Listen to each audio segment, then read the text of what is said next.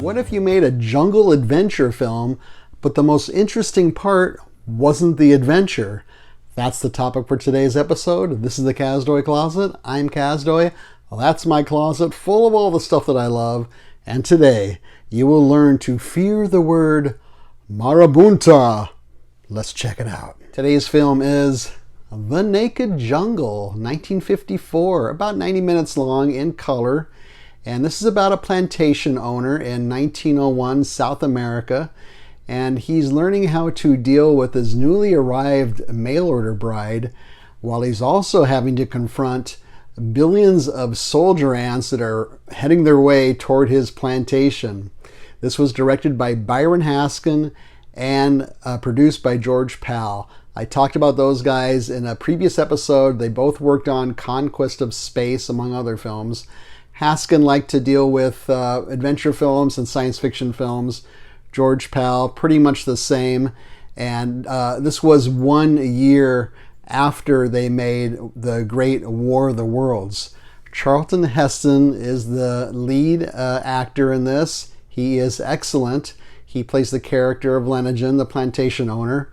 And 2 years after this, his career really skyrocketed with the Ten Commandments, the great Touch of Evil, and then, of course, Ben-Hur, for which he won the Oscar. Now, his character in this, I would not say is a very complex character, but it's also not a one-dimensional character, so he has just enough going on to really make it interesting and make you want to keep watching. The love interest, his mail-order bride, is Eleanor Parker. I'm not familiar with her at all, but she's made quite a few films. She's excellent in this also, a beautiful woman. And apparently one reason why her career didn't really take off, though she made so many films, was because she was never really typecast as a certain type of persona in film. She always did whatever the character called for. So she wasn't a type like a Bette Davis was, or Joan Crawford, or actresses like that, and actors as well, of course. But she's very good in this. William Conrad shows up in a supporting role. He's a commissioner, and I always like to see him in stuff. He's been in some really great film noirs. He was in probably best known for the TV show Canon.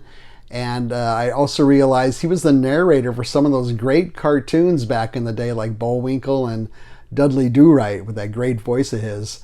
Ernest Laszlo, a very well-known cinematographer, worked on this. It looks really great. He worked on Judgment at Nuremberg and some great film noirs like the original DOA and While the City Sleeps and Kiss Me Deadly.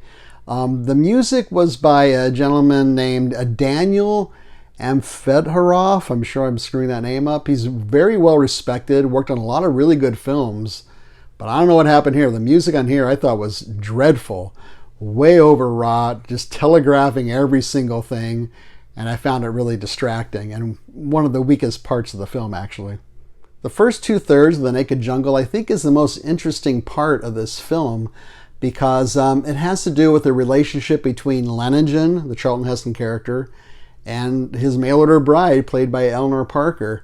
They had a marriage by proxy, meaning she was living in New Orleans. She answered an ad for this, and she got married in New Orleans with somebody standing in for her husband.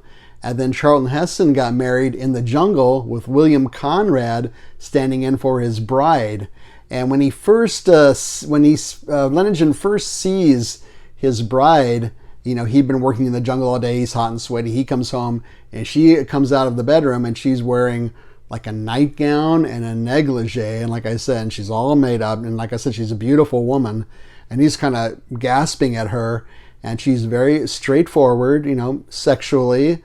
Little suggestions here and there. She even says, I'm ready to fulfill all my marital obligations. And his response is he's really uptight and really repressed and really suspicious and very abrupt and rude with how he talks to her, very direct. And after a while, he's just wondering, even aloud, he says to her, how can you be so perfect? Because she's beautiful, she's articulate, she's well educated.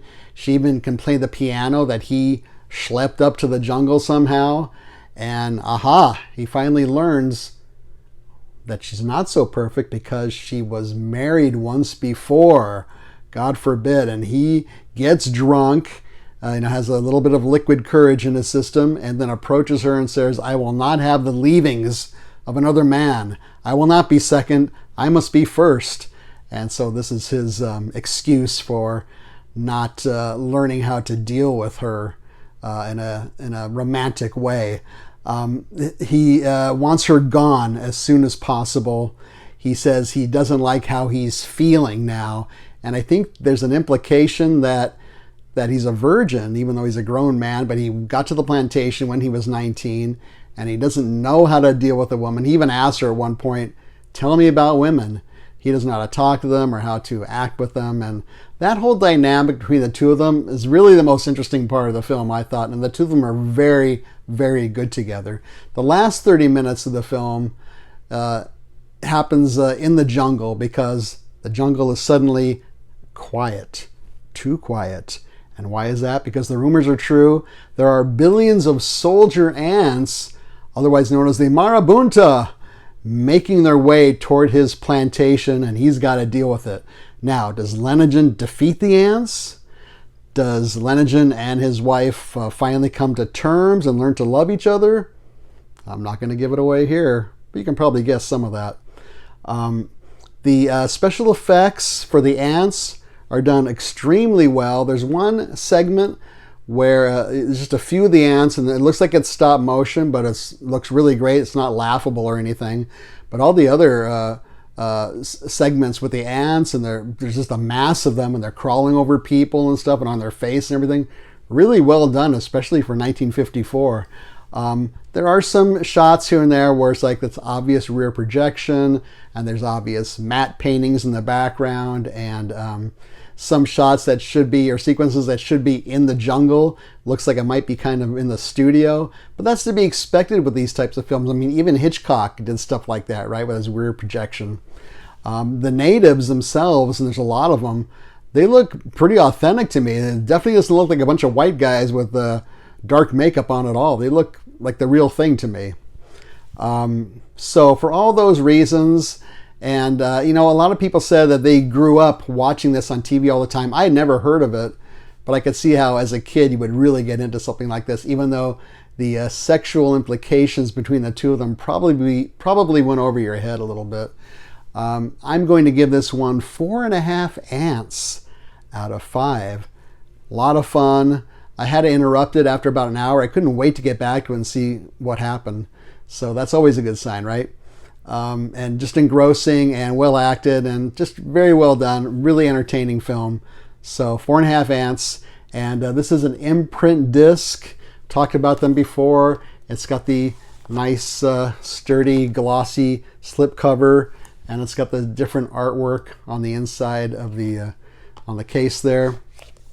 It has 3 commentaries, none of which I listened to. And it has a short 30-minute documentary about Charlton Heston. Covers his career, the highlights of his career pretty well, a little bit about his background, and then there's some interviews with his wife and with his daughter. But informative, it was well done. By the way, this looks great, and it sounds great as well. And there's also a trailer. So where can you see The Naked Jungle?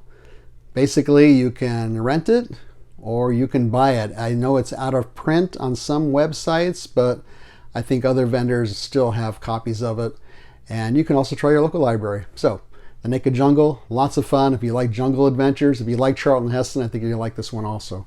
So, feel free to leave a comment or suggestion down here. Leave a thumbs up. Don't leave a thumbs down. Subscribe would be great. Share this with your friends and neighbors. Otherwise, thank you so much for watching. See you next time.